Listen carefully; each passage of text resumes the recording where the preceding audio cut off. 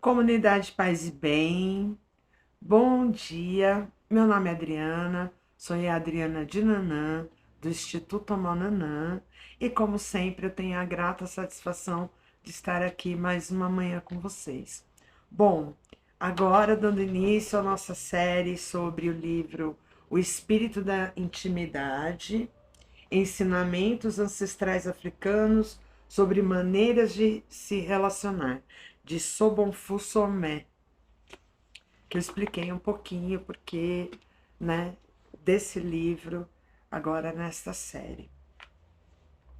Quero ler para vocês um parágrafo que me provoca bastante reflexão, né, que diz: na aldeia, a vida é diretamente inspirada pela terra, pelas árvores, montanhas e rios.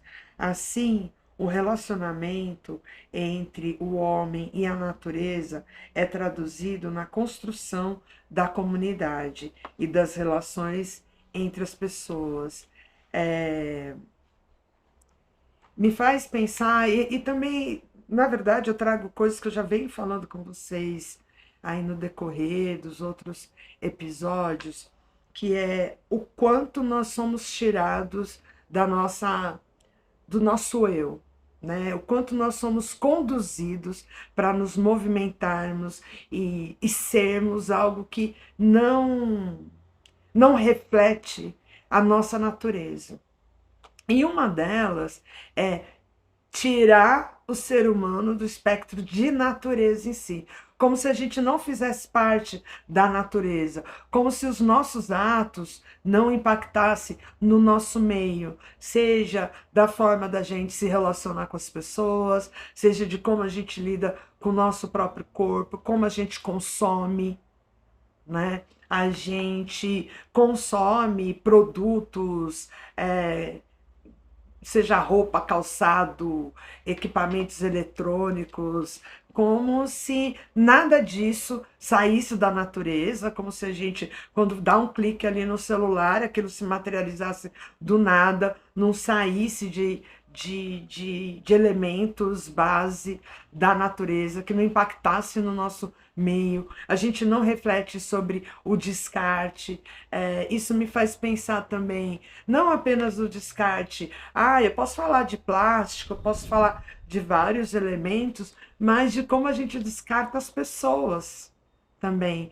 Como se a gente não estivéssemos todos nós conectados de alguma forma. E pode dizer, Adriana, mas o que isso tem a ver, né? O que isso impactaria na minha vida? Se eu parar para pensar que eu sou parte da natureza e que tudo na natureza está interligado, não só a água que eu bebo, como as pessoas com quem eu me relaciono, isso impactaria de como eu lidaria com cada um desses elementos, seja como eu trato os meus colegas, os meus vizinhos, aquela pessoa que vai entrar no mesmo ônibus que eu não tenho por que atropelar a pessoa para entrar primeiro que ela no ônibus, se nós dois vamos para o mesmo lugar ao mesmo tempo, no mínimo para a mesma região, já que a gente quer pegar o mesmo ônibus. Isso impacta de como eu me movimento no mundo, com o tempo, né? Principalmente aqui em São Paulo, eu falo daqui de São Paulo, nasci, cresci aqui em São Paulo, e São Paulo tem um modo de vida muito árido, muito agressivo, muito cinza, para além da cor dos prédios, muito presente também de como a gente se vê, sabe? E para mim, quando eu leio isso, quando eu penso sobre isso, a gente é obrigado a refletir. Tudo bem, a gente está vivendo aí a crise climática que não começou agora e não vai acabar agora. Por mais que tenham textões, tenham várias pesquisas, nada disso tem nos levado a mudar nosso modo de vida. Por mais que isso impacte na quantidade de doenças, né? não apenas de vírus e bactérias, câncer e tantas outras doenças, depressão. E eu acredito que tem muito a ver do quanto a gente se distancia do todo, sabe? O quanto que a gente é levado para uma cultura do uno, né? Do Deus único, então cada pessoa, cada indivíduo é único. Eu já falei sobre Ori, Olodumare criou, não existe um Ori igual ao outro, não existe uma pessoa igual a outra. Só que não para que a gente fique cada um separado dentro da sua caixinha, mas para que um Ori complete o outro. E a gente não é capaz de ver, onde é só observar como a natureza se movimenta, né? A necessidade da integração entre o volume certo de água, de umidade, de luz, de sol, de nutrientes. E nós não somos diferentes disso, só que a gente se movimenta como se fôssemos. Isso tem vários outros impactos, que tem esse outro trecho que diz assim, a família na África é sempre ampla. A pessoa nunca se refere ao seu primo como primo, porque isso seria um insulto. Então, ela chama seus primos de irmãos e irmãs. O marido da irmã é seu marido, e a mulher de seu irmão é sua mulher.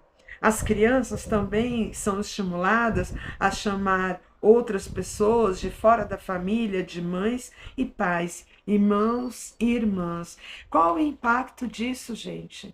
Um impacto, muitos podem olhar e pensar, nossa, que absurdo, né? Mas, na verdade, isso leva a uma dessexualização das relações.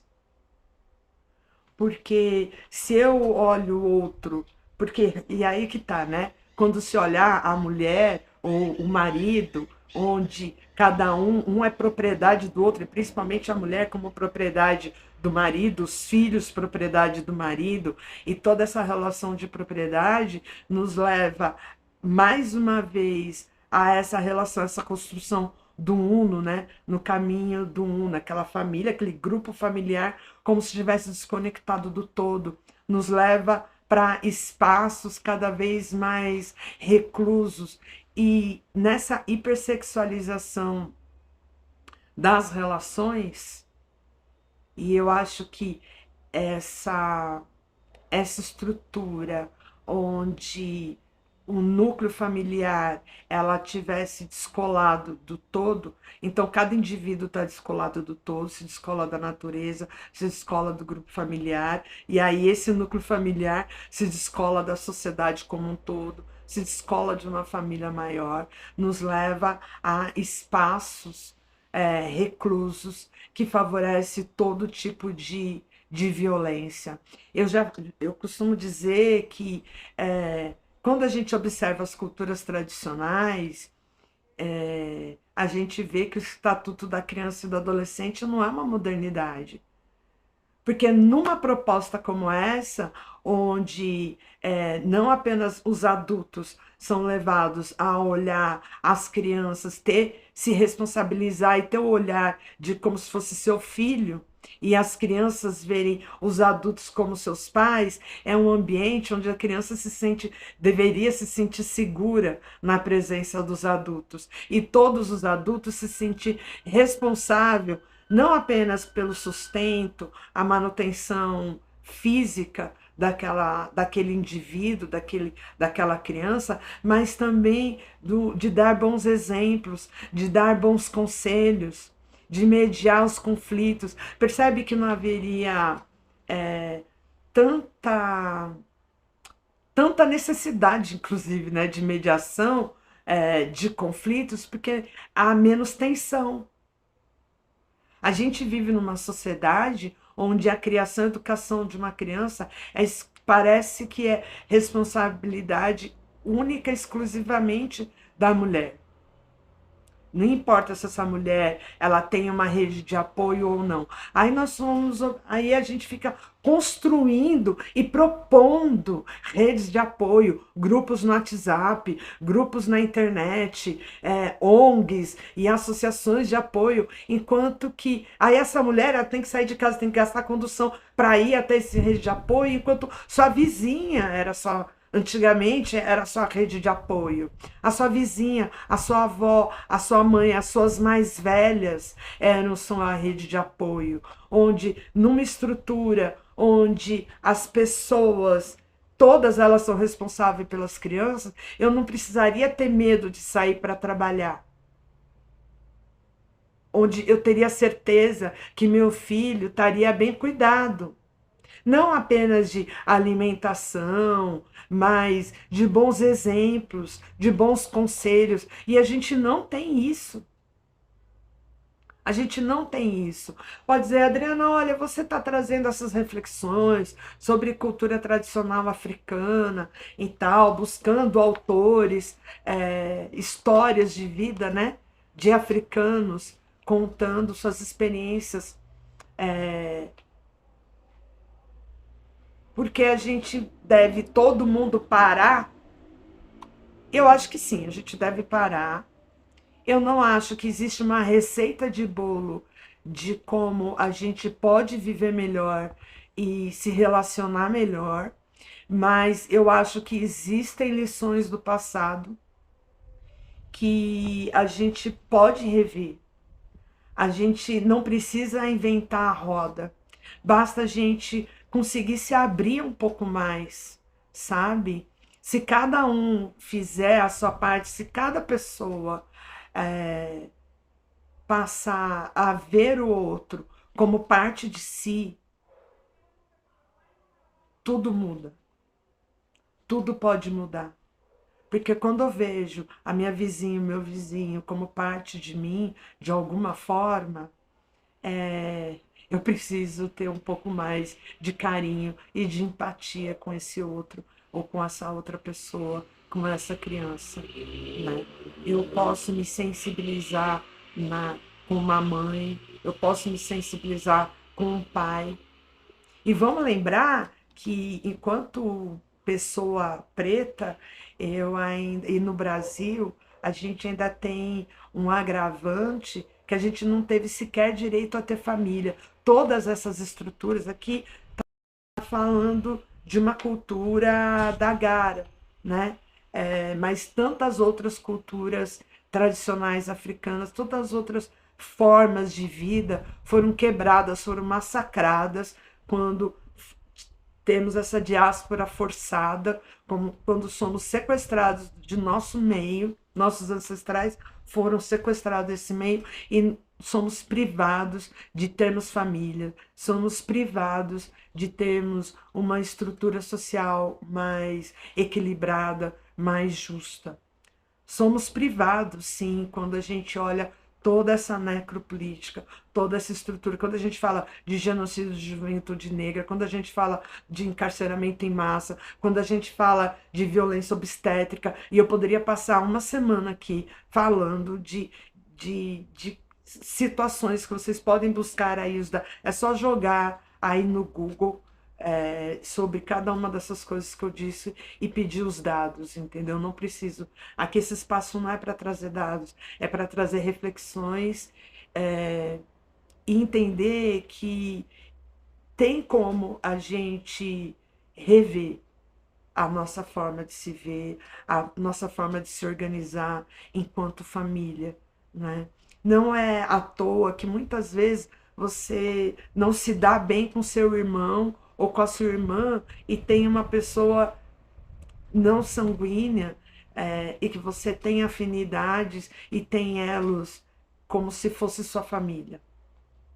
Não é aleatório isso, né? Isso é algo ancestral e que a gente pode rever essas práticas. Bom, espero que vocês tenham gostado dessa reflexão, com muita provocação no meio, e até semana que vem. E vou falar agora sobre a nossa super equipe de produção do Ednanã.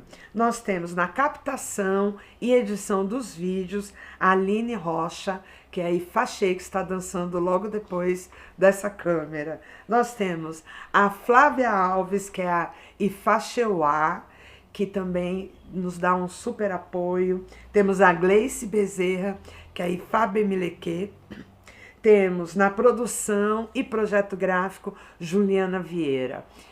Essa família maravilhosa que está aqui voluntariamente me ajudando para produzir esse conteúdo para vocês e me ajuda aí em toda a produção. Um beijo grande e até mais.